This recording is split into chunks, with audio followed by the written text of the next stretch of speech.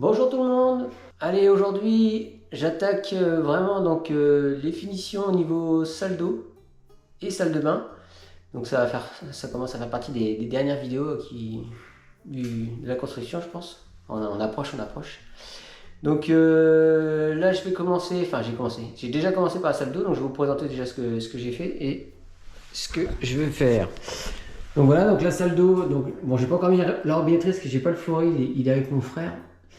Donc là en ce moment je suis en train de mettre une paroi de douche avec porte coulissante pour vraiment éviter tout ce qui est éclaboussure parce que ça pour chez moi là j'ai vu ça là, si j'avais su j'aurais mis une paroi comme ça je pense. Voilà, donc je suis en train de poser ça. Donc c'est fixé au mur. Hop. En haut, il faudra que je fasse mon petit joint aussi d'étanchéité comme j'ai fait pour la salle de bain. Je vous montrerai plus tard. Voilà. Donc voilà ce que je suis en train de faire. Donc je pose la paroi de douche.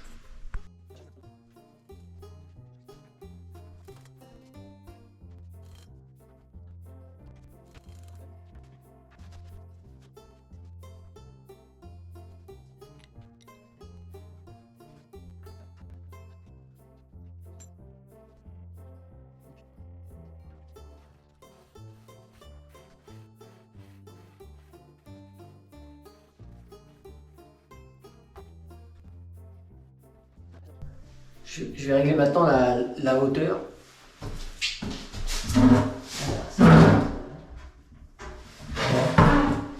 Alors, la hauteur.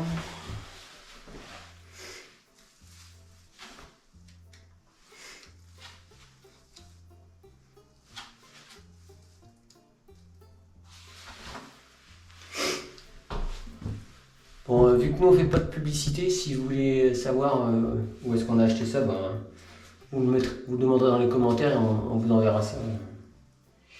C'est dans une grande surface de bricolage.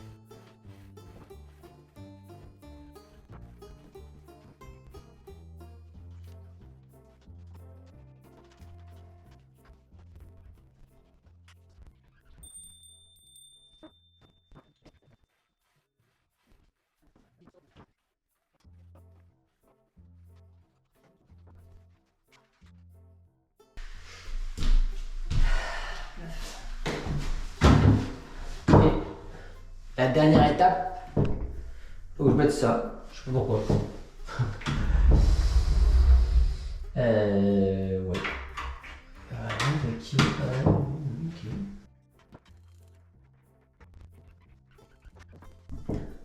En fait, c'est une butée de porte. Vous pouvez régler tout seul.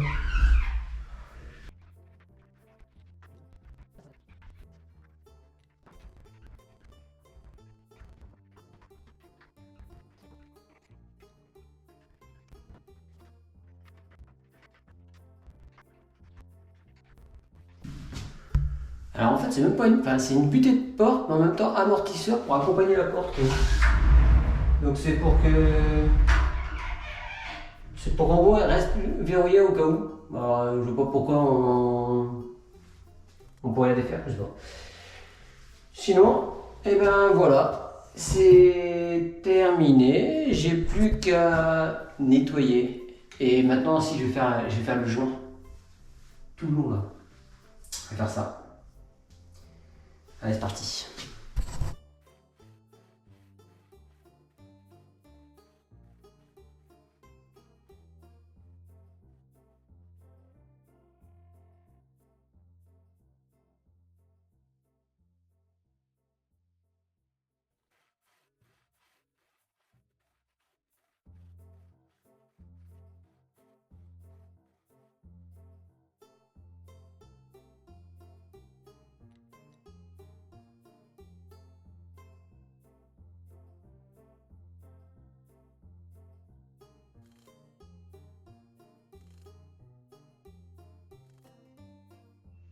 Bon allez, je continue dans mes finitions, donc là dans la partie salle d'eau, et là je suis en train de positionner les sortes de robinets, là. Enfin les sortes de raccords là, qui sont décalés là. Donc pour le mitigeur, donc là j'ai mis du téflon je crois, ouais c'est ça. Bah, n'hésitez pas à le mettre en commentaire au cas où pour ceux qui viendraient à le faire au cas où. Je crois que c'est du téflon, il y a plusieurs versions. Et maintenant, je vais le mettre dans le filetage.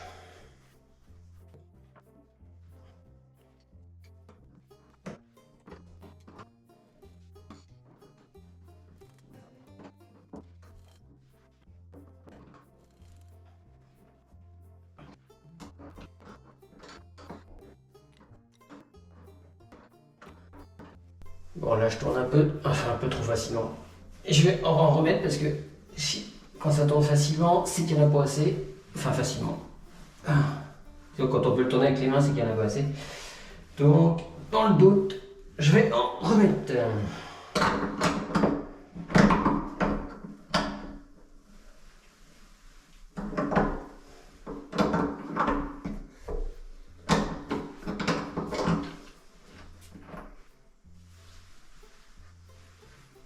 Je vais en remettre. Allez, je remets. Je récupère ma petite feuille avec toutes les infos.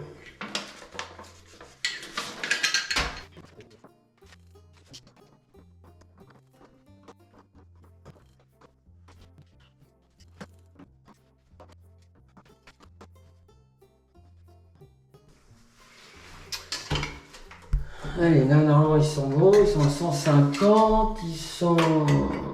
On va lever si c'est le niveau. On va chercher un niveau.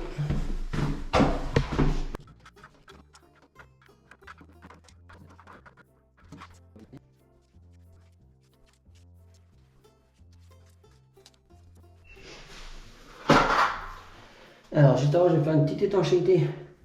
Alors, pas au niveau des raccords, hein, c'est juste derrière. Parce que c'est vrai que... Hop, donc dans le fond... C'est pas évident.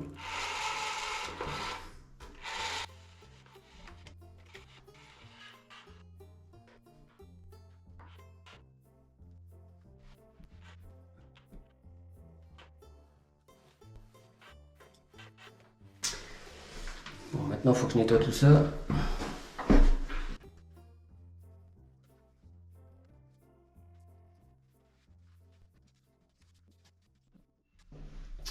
Bon, voilà, alors... Mon but, c'était bien de faire l'étanchéité entre les raccords qui sont vissés au placo, là. Même s'il y a déjà à la base le, le revêtement spec là qui vient dessus, mais là le but était de rentrer dedans. C'est pas de faire l'étanchéité en plus du téflon, hein. C'est pas le but, même si j'en ai mis presque un peu partout, parce que le but c'est si un jour on veut pouvoir les dévisser, il faut pouvoir les dévisser. C'est important quand même. Bon, maintenant je cherche un mitigeur. Bon, il pèse son poids le mitigeur là, plutôt bon signe. Ah forcément, ça c'est les bouchons, ça peut être pratique ça de les garder ailleurs. Ouais. Le seul truc, c'est que je suis un peu bête.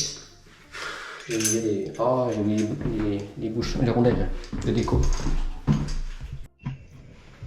Bon, ça y est, j'ai pris mon mitigeur. Donc là, je vais protéger les écrous quand même pour pas les rayer. Donc je vais mettre du scotch par-dessus, parce que ça serait dommage de les abîmer.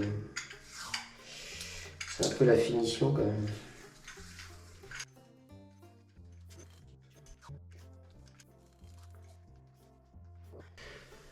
Donc ensuite on met les petites rondelles de caoutchouc avec les filtres. Hop, en voilà un.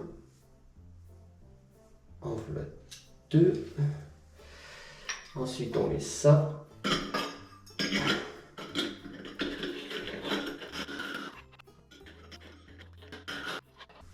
Et là pas besoin de mettre de téflon parce que c'est le joint qui vient faire compression. Voilà. Hop. Ensuite. C'est là qu'on va voir si on a le bon anthrax.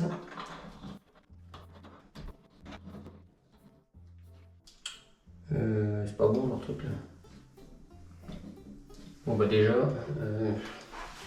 Ouais, voilà, déjà il faut mettre 35-45, mais ça m'étonnerait parce que là on voit le filetage et ça me plaît pas forcément, je ne cache pas.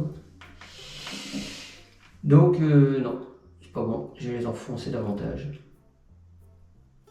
Je sais pas comment ils font leur truc là. Bon, allez, je vais modifier ça. Bon, ça y est, j'ai posé le mitigeur. J'ai dû enlever et remettre plusieurs fois pour resserrer, pour être plutôt bien au niveau des rondelles de décor, parce que sinon ça allait pas être très joli. Donc là, c'est bon, il est placé comme je voulais. Et maintenant, il faut que je fasse un trou dans mon carrelage à 815 mm, 81,5 cm. Voilà, voilà. Bon, c'est parti. Je vais mettre en place le laser.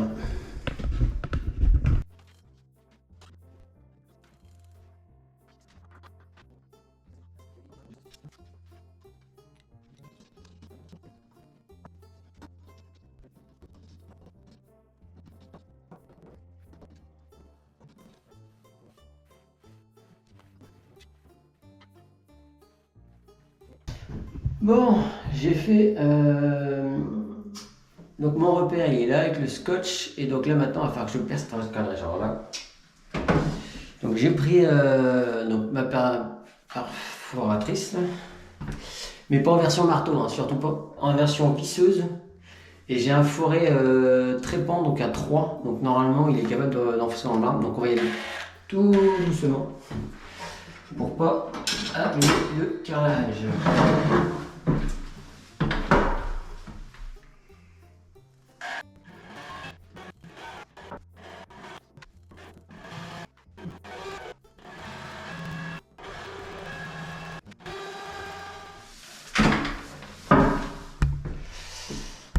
Bon, ça le fait, mais à mon goût, c'est trop lent.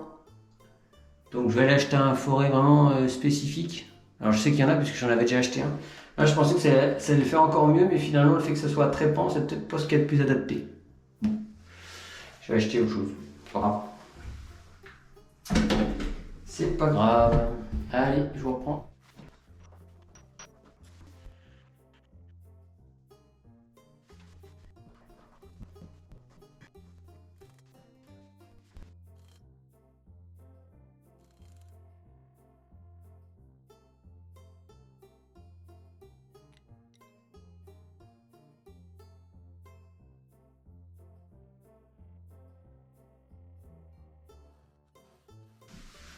Voilà.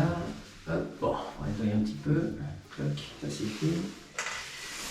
Allez, on va mettre la douchette en.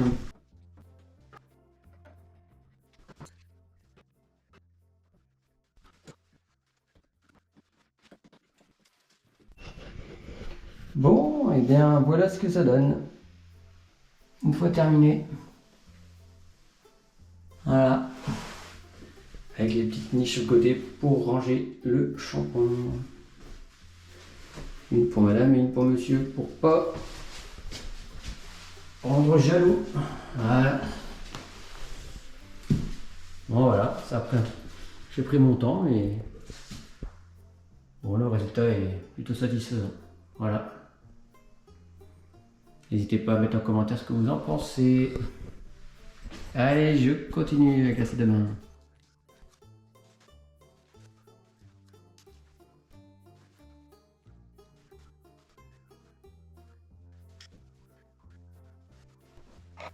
Bon, vous vous demandez certainement ce que je suis en train de faire. Donc vous m'avez vu poser une petite plaque là. Donc en fait c'est du plexiglas. Donc en fait c'est plusieurs petites plaques parce qu'il me faut une certaine épaisseur. Donc c'est une petite plaque plusieurs plaques de plexiglas que je fais en format un carré quoi. Et dessous donc j'ai mis un petit joint silicone mastic quoi. Et je viens le coller en fait au-dessus du siphon. Donc je viens coller pourquoi? Tout simplement, là, puisque ça fait donc un petit moment qu'on en parle de ça en fait. Tout simplement parce que nous en fait, ici, c'est une baignoire qu'on va mettre. Et donc pour le raccordement au niveau du siphon, donc de la douche à l'italienne, eh bien il fallait faire un système qu'on appelle PMR. Donc vous pouvez retrouver, ils en font des tout faits là, des trucs PMR. Donc nous on a essayé d'en acheter un, donc on s'est rendu compte que c'était pas bon. Et pourtant c'était de la marque et tout, mais ça convenait pas. Donc en fait on est parti sur la base du système, donc une plaque. Ensuite on va tout simplement utiliser donc ceci. Donc en fait ce sera donc c'est un adaptateur PVC 100 avec une entrée, un réducteur en 40. Donc celui-là c'est un 40, mais après on va voir si au niveau de la salle de bain, si le siphon il est en 50, parce que dans ces cas on passera en 50 forcément. Donc, mais en attendant, voilà, on a fait ça. J'ai fait mon petit trou dans la plaque silicone. J'aurais plus qu'à mettre ça, à l'emboîter dedans. Et après on viendra faire un joint, et ce qui fait que ce sera étanche tout autour. Donc étanche, pas forcément étanche à l'eau, hein, mais c'est surtout étanche au niveau des odeurs. Bon, ce sera étanche à l'eau aussi, mais ce sera surtout étanche au niveau des odeurs, pour pas qu'il y ait des remontées d'odeurs, parce que sinon c'est toujours désagréable. Donc on va venir le fixer ensuite à l'intérieur, donc on va le diminuer un petit peu pour qu'il soit plus bas, forcément par rapport au siphon, la baignoire. Et comme ça après on va être tranquille avec ça. Donc système D là, donc j'ai fait mon stock, j'attends qu'il fond. En attendant je vais juste rajouter ça par dessus pour que ça fasse un tout petit peu de peau au cas où. Bon, ou même pas. Voilà, donc là maintenant je vais attendre que ça sèche. Et demain, avec mon frère, on va venir poser la baignoire. Et comme ça, je pourrai voir comment est le siphon. Voilà. Ou s'il faut acheter le siphon. C'est pas impossible aussi. Voilà. Allez, à demain. Bon, pour vous, c'est tout de suite. Allez. Bon, j'ai tracé mes repères pour mettre la barre de douche, là, de la petite douchette, là. Donc maintenant, j'ai plus qu'à percer. Alors, je me suis arrangé pour être dans un joint en haut, c'est plus facile à percer. Puis en bas, je suis dans le carrelage, comme ça.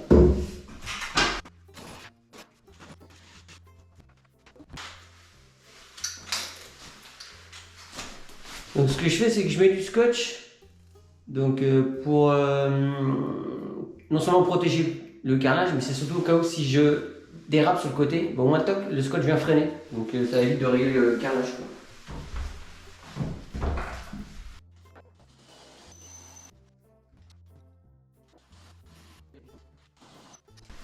Alors vu que c'est pas de la faïence toute simple, mais c'est plutôt un carrelage genre grès cérame, j'ai été obligé d'acheter une petite pointe de diamant exprès là. C'est pas une pointe de diamant, c'est un fourré diamant. Donc bon, il faut le refroidir un petit peu de temps en temps. Et c'est fait exprès pour le grès cérame.